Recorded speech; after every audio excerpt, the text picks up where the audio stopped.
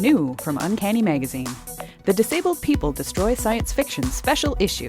Hugo Award-winning Uncanny Magazine presents the latest installment of the Destroy Special Magazine Issue series, a series which focuses on marginalized writers, artists, and editors. In this guest-edited special double issue, you'll find fiction, essays, poetry, personal essays, and artwork from disabled creators. Join us as we destroy science fiction and create a better future for all. Ebooks may be purchased at Waitlist Books, Amazon, or other fine online retailers, and all of the content is available for free on our website, uncannymagazine.com.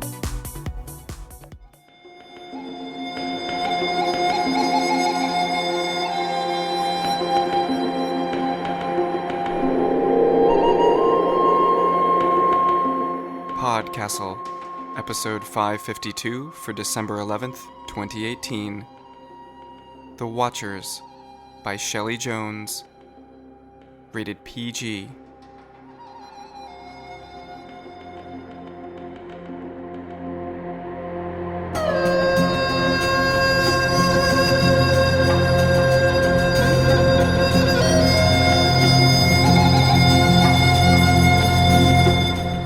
Hello, and welcome to PodCastle. I'm your host, Setsu Uzume.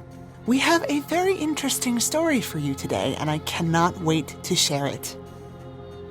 The Watchers was previously published by Luna Station Quarterly and written for you by Shelley Jones. Shelley Jones is an associate professor of English at SUNY Delhi, where she teaches classes in mythology, literature, and writing. She received her PhD in comparative literature from SUNY Binghamton.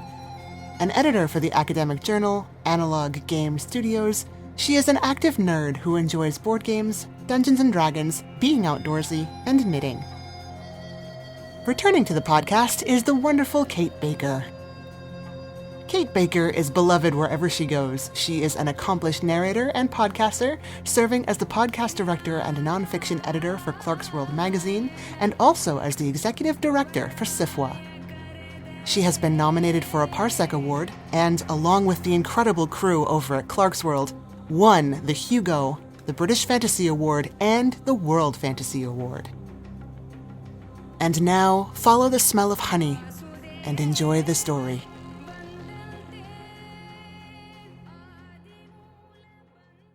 The Watchers by Shelley Jones. Narrated by Kate Baker. He did not know why he had agreed to marry her.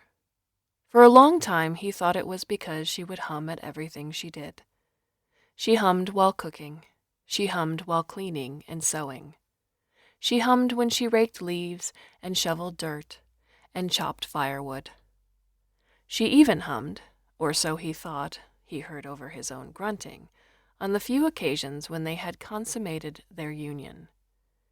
Her humming was an intoxicating low rumble, a contralto line that lingered in the room even after she had left it. He remembered the first time he had heard her. They had been to a funeral service for the local baker, he with his mother, and she alone, for all of her relatives had died when she was young. He had known this, of course, but it never really struck him until he saw her alone at the wake. How many other services had she attended as a girl for her family? She wore a gray smock and a thick wool coat, the color of new potatoes.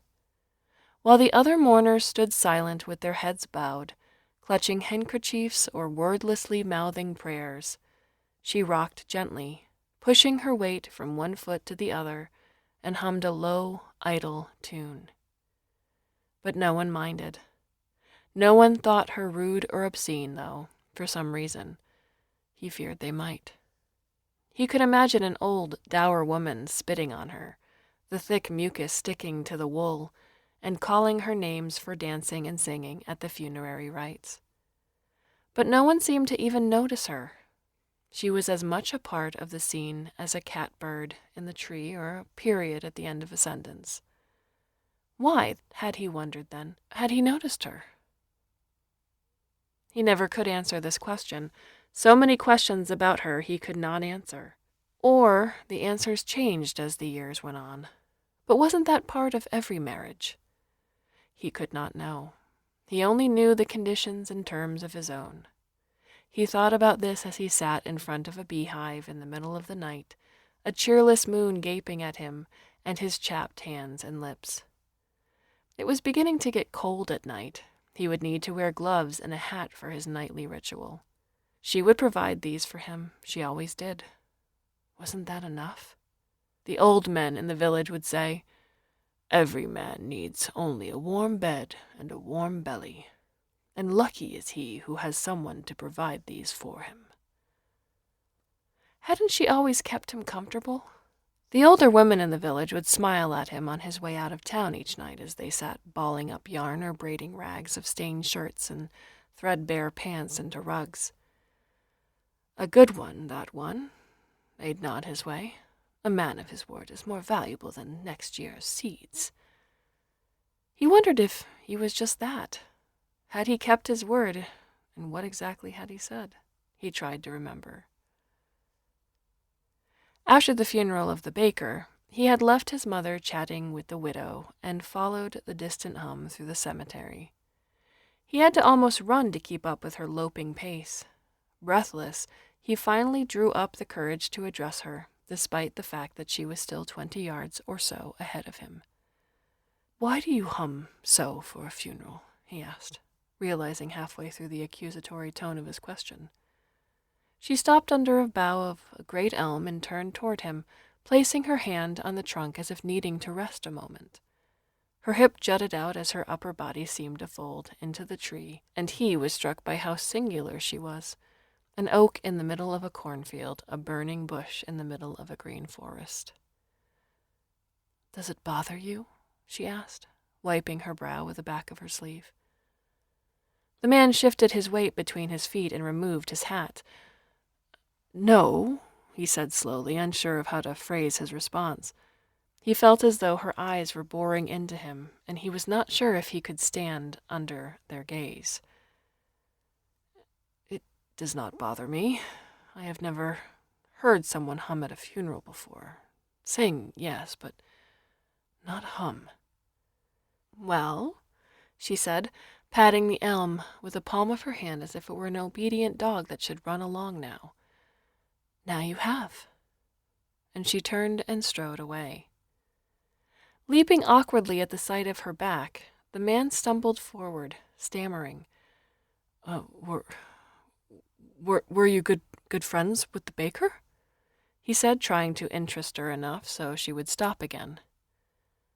"No," she replied over her shoulder, her pace slowing but constant. Why were you here then?" he asked bluntly, shocked by his own rudeness. Stopping, she turned again. Her hazel eyes were narrow, too narrow for him to see the golden circle around her pupil. "Is it a crime to pay one's respect for the dead? Has some law passed that I do not know about?"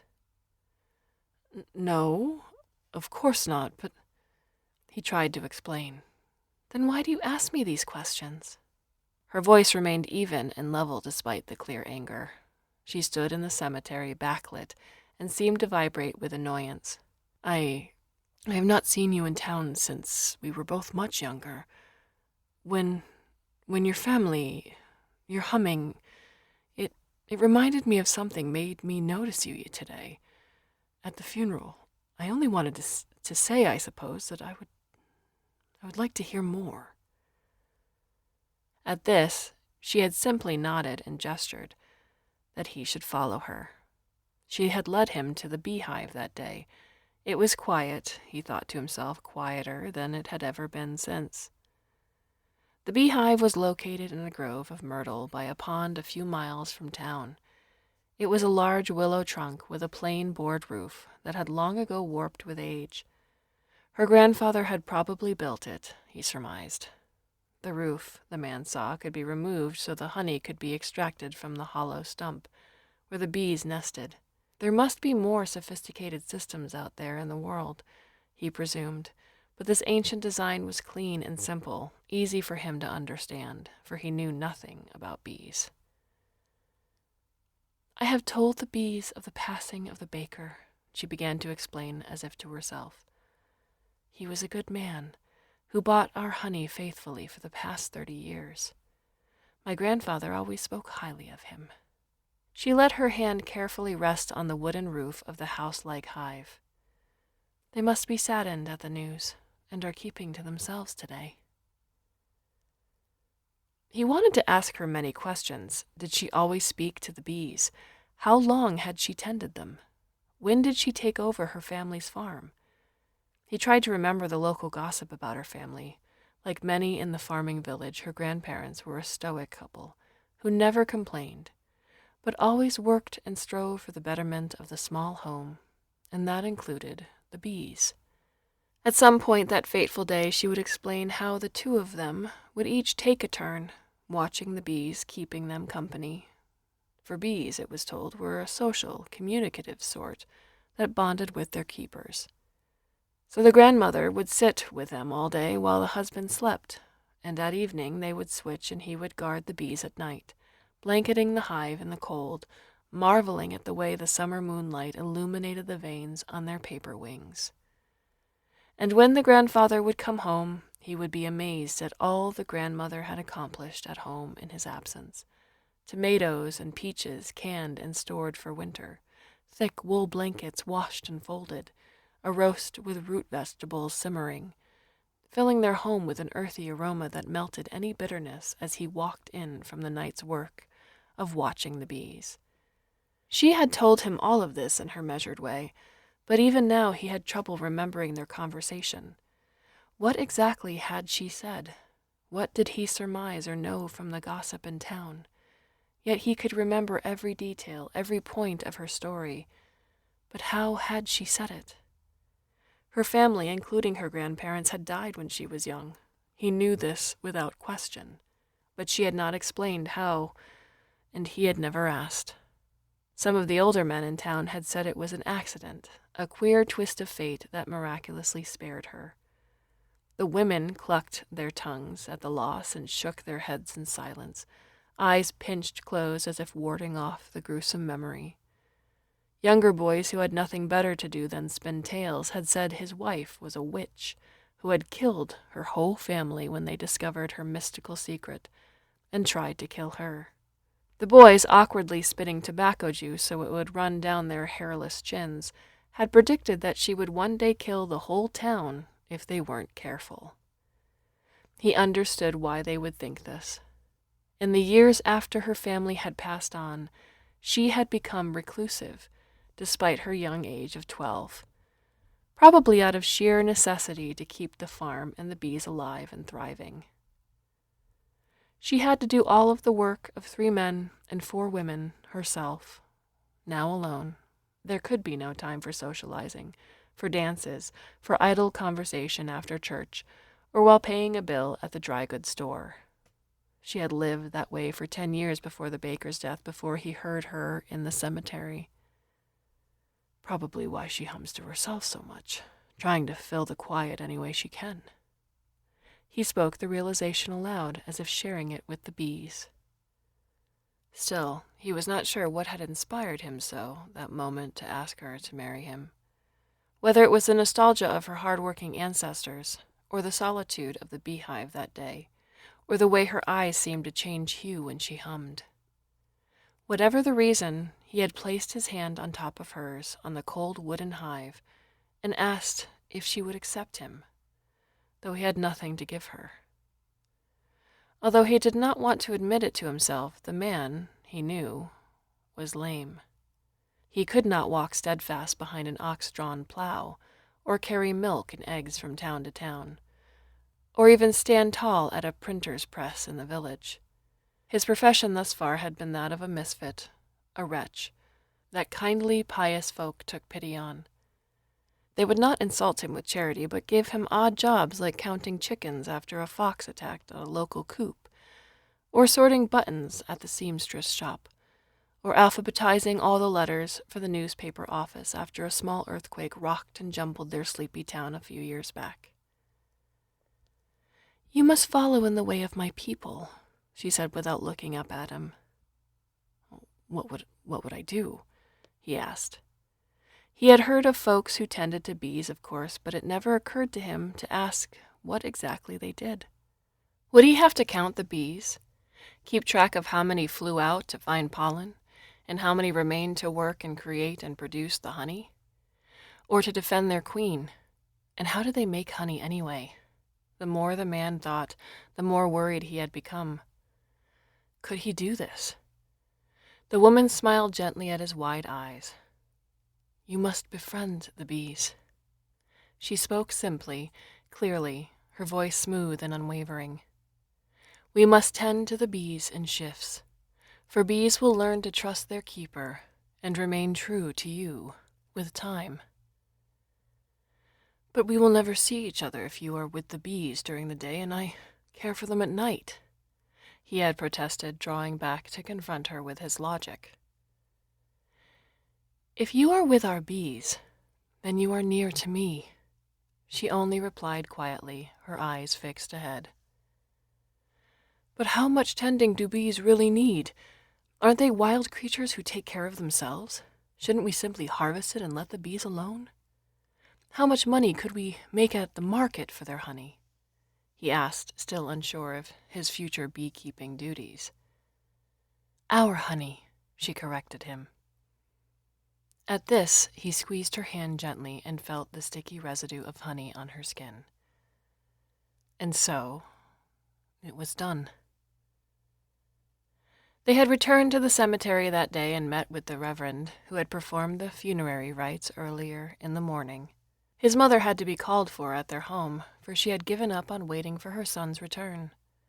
She was delighted at the prospect of his marriage and kissed his forehead 3 times for luck. He could not remember what she had given his bride, or if they had even smiled at one another that day. Had she even said her vows? He could not remember. He could only remember the sweet smell of her when they embraced on the sunless day in the cemetery, and the first of many long walks back to the bees. The men in the village would approve the match, a hard-working girl with a duty-bound man. One with direction and one with blind strength. That is what is needed for the plow. The women in the village would cry for their meager living and rip geranium leaves, throwing them off of their porches in the direction of the new couple to soak up any evil lurking in their path. After the first 6 months of their marriage, the old women in town had said, "You must be patient. The heavens reward those who wait." After a year of marriage, the old men in town had presented him with a small jug of cider and a sack of eggs with a nod and handshakes all around. Embarrassed, he had taken the fertility gifts to the beehive and drank his shame away. The next year, the old women handed him a special herbal tea that they must both drink before the deed and after. "A baby is always made with this," they had promised with a reassuring squeeze of his hand.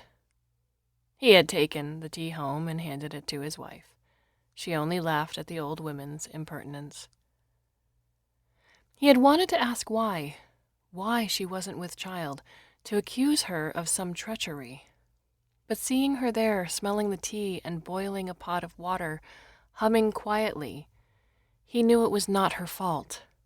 He had taken the tea from her and kissed her, and waited for her kiss back. And when it came, they sunk to the floor, the tea leaves scattered beneath them, and when he was done, he returned to the bees, hoping to soon tell them that their keeper would be a father. But weeks passed, and he could not tell them any such news.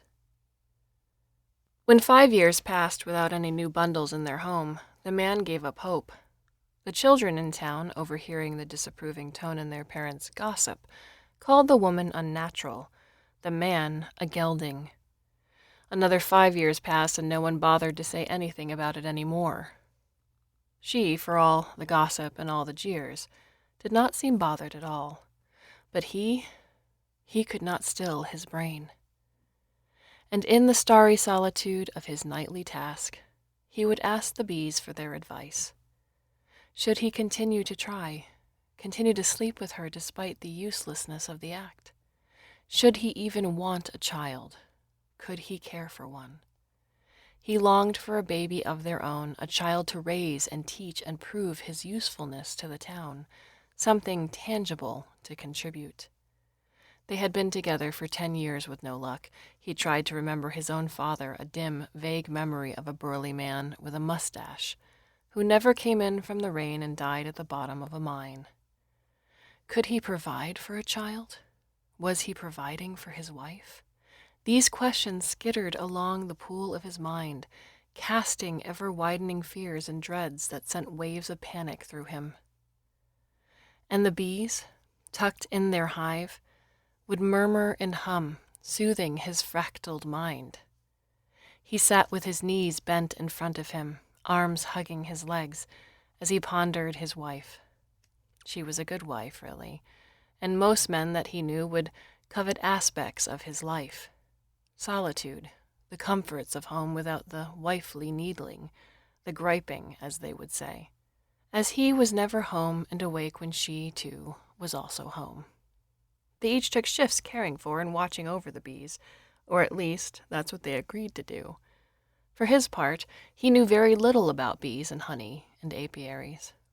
And so he did not so much as do anything during his long shift in front of the bees. Sometimes he would take a sweeping walk around the hive, lapping them in ever-widening circles, until he could no longer hear their great din, and he would worry, quickening his pace back to them. He did not know why it was so important that he remain there, close by, but whenever he strayed too far, he was seized with a dread of the bees, of his wife's silent disappointment, of failure, of the creeping feeling of death that would seize his legs. Other days he would bring a scrap of paper that had a few lines scrawled on it. In the evenings, when twilight's dim glow still emitted light if not heat, he would sit with his paper and try to read. He would sit cross-legged, his back bowed, drooping over the sheet in his lap, studying the letters, trying to make sense of them. Now and then a bee, legs swollen with pollen, would land on the paper. He would at first tense in fear and slowly rear back from the text, but then, once he realized the bee would not harm him, he followed it with his eyes as it strolled across the line, guiding him from one word to the next. His eyes focused on the bee and then on the inky smudge beneath its hairy feet.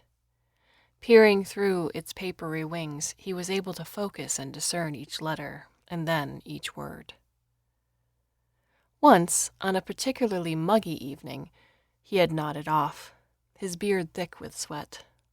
And when he awoke, groggy and burdened by the air itself, he discovered a small creature on his knee. A white squirrel with black glassy eyes and fine thread-like whiskers sat staring at him. Its nose twitched as if smelling the salty sweet patina of stale beer and sweat on his face. He watched the little animal, paws bent at its chest like an old man, lazily rubbing his belly before yawning for bed. He admired the lithe fingers with thin, harsh claws protruding from its fur. He wondered what it would be like to touch it. He wanted to reach out his finger to the squirrel, a gently, friendly gesture, like giving your hand to a baby to squeeze in its fist and kick its leg in wide-eyed excitement. Would the squirrel, who squatted so attentively on his knee as he sat on the soft earth before the beehive, would she take his finger in her two paws, cradling it in her claws, or touching his skin with the soft pads of its palm? As the squirrel's nose twitched, its whiskers springing up and down with each wrinkle, the man held his breath and thought about his wife. For a moment he could not really picture her. She was a blur in his mind as he gazed at the pale squirrel and shivered. The convulsion of his body jolted the squirrel, and it leapt off his knee and darted a few yards away before turning back. At first, the man thought he had befriended the creature, and it was looking back at him for confirmation, for recognition, to reassure him. But as he sat there staring, he realized that the squirrel was not looking at him, but at the beehive beyond him. Its usual gentle hum had multiplied and amplified to a drone, and then a roar as thousands of bees emerged. He had seen swarms of locusts in his youth dive and arch and skip one field only to land and ravage a neighboring plot. He had seen flocks of starlings dip across the sky, folding on a wing as though a single bird.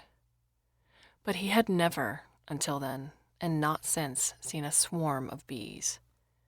It had not even occurred to him that this was something he should fear. And fear, despite the moon-eclipsing wall of bees that roiled before him, was not what he felt. Awe surged within him as the swarm swept to bend forward to inspect him and then, in a fluid wave-like motion, seized upon the unsuspecting animal. In a moment, the white squirrel was lost in a funnel of howling bees, and when the swarm quieted for a moment later, and exhausted returned to the hive for the night, the little animal was gone. He sat transfixed, staring at the spot in the grass where she had been, as if trying to will the small white being back into existence.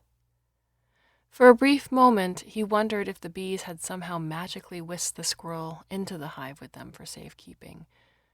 But the childish hope quickly faded, and he realized it was dead. Tears rimmed his eyes as he felt a barely perceptible weight gently press on his knee.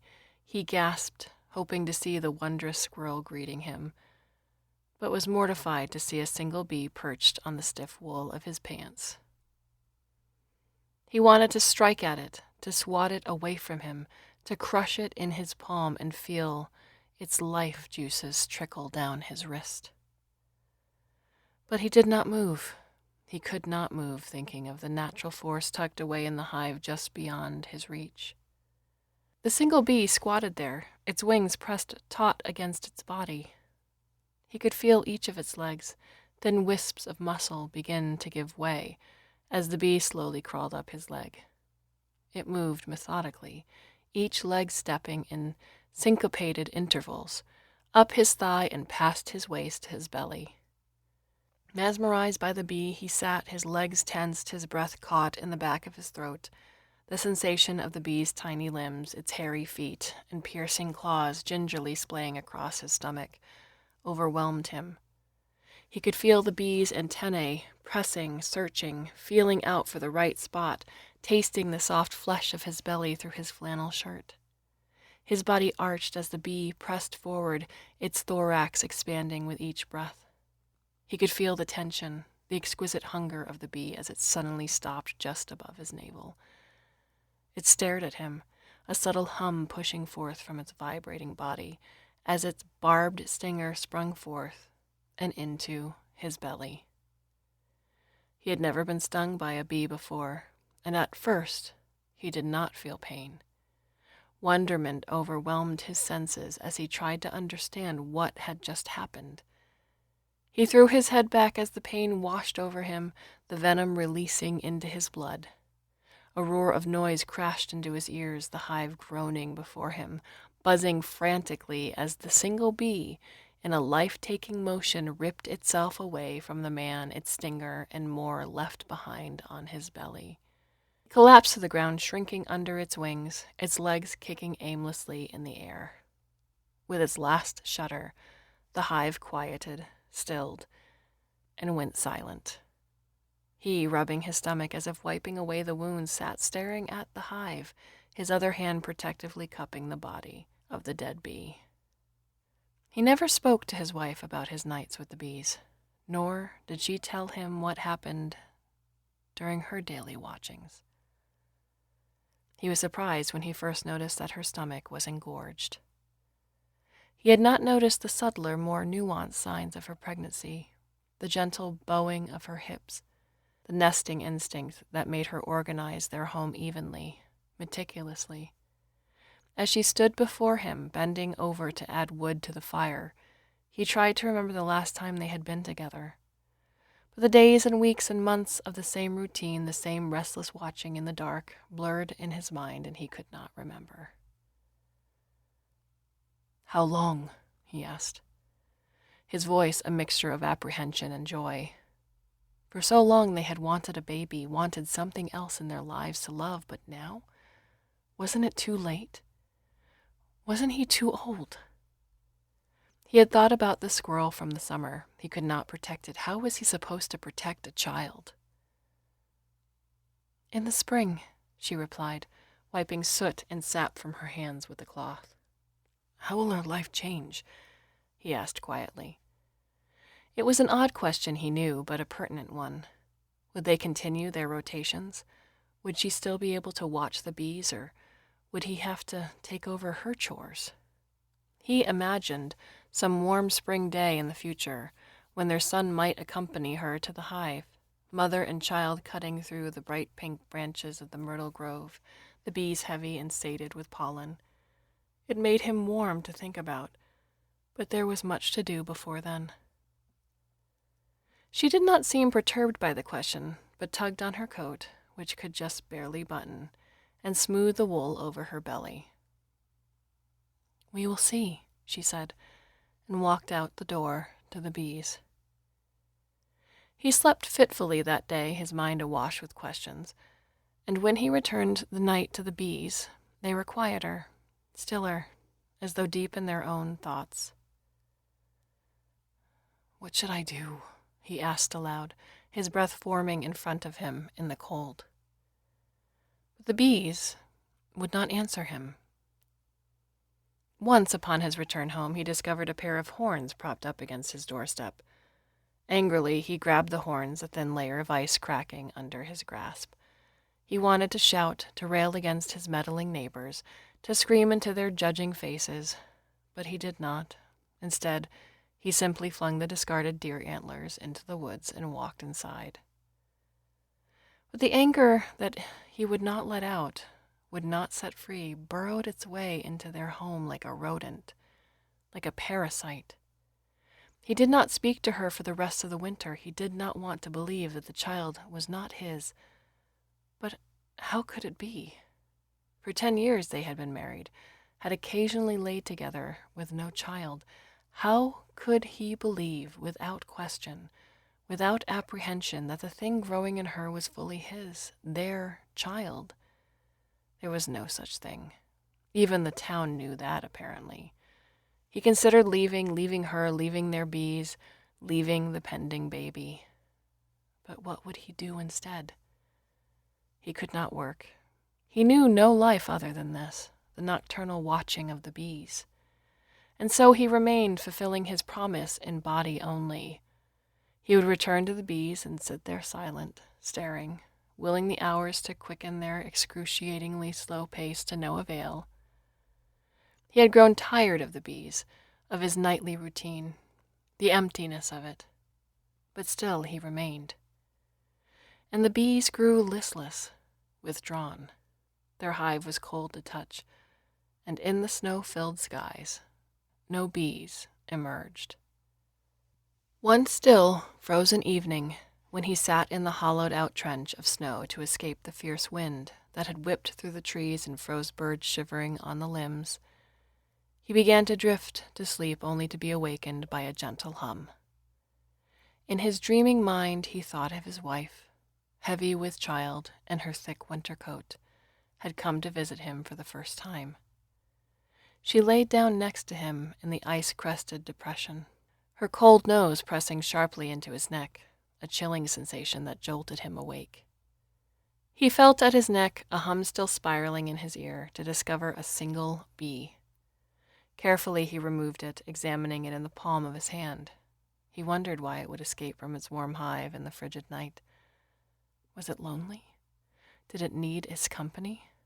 Was it afraid of the dark, of winter, of dying?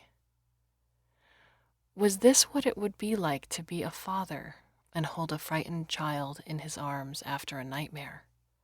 He watched its thin wings trying desperately to beat back the wind, to stay secure in his hand. And then he thought of the bee on his chest, the swarm. He thought of the albino squirrel, wondrous and consumed by the bees.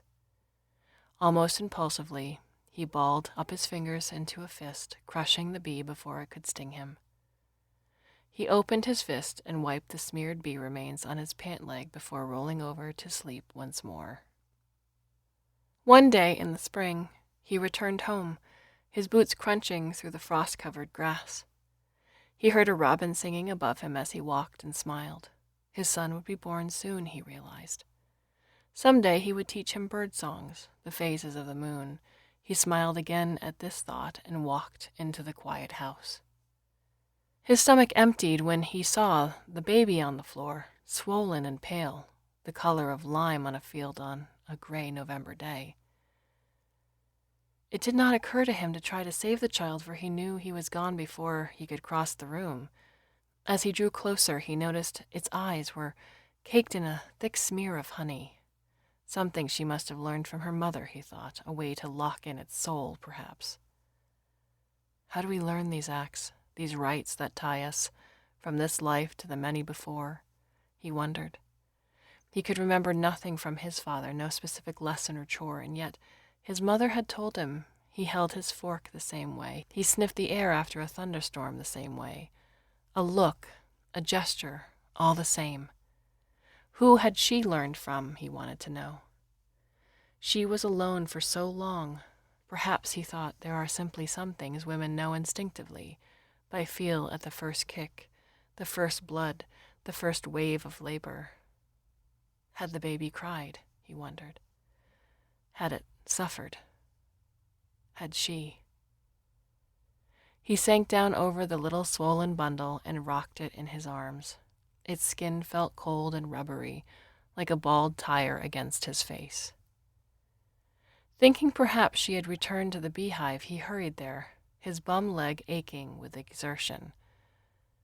But when he pushed back the myrtle branches just beginning to leaf into a vibrant green, he saw and heard no bees. How had she done it? How had she convinced the bees to follow her? He tried imagining her as a bee general, standing in front of the bees, humming to them a rallying cry, ordering them to march behind her over the hills until they could find a new home. But this militant woman was not his wife. Perhaps not a soldier, but a sorceress, captivating the bees to follow her and leave their ancestral hive behind. He imagined her playing a panpipe made of honeycomb, thick globs of wax sticking to her upper lip. She would be beautiful in the lurid power, a force beyond recognition. This, too, he realized with a sigh, was not his wife.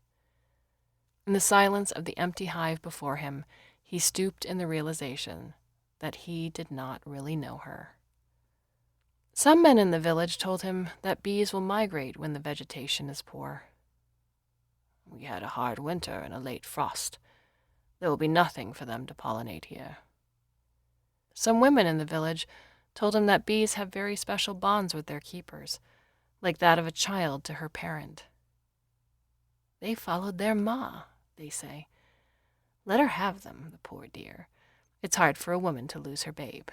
She needs the bees, they said. He sat staring at the hive, wishing it would hum to life with the twitching energy of the bees. Or, if they could not return, he thought, he wished that he might break apart into 1,000,000 restless bees and swarm the world in search of her, humming her name into the wind.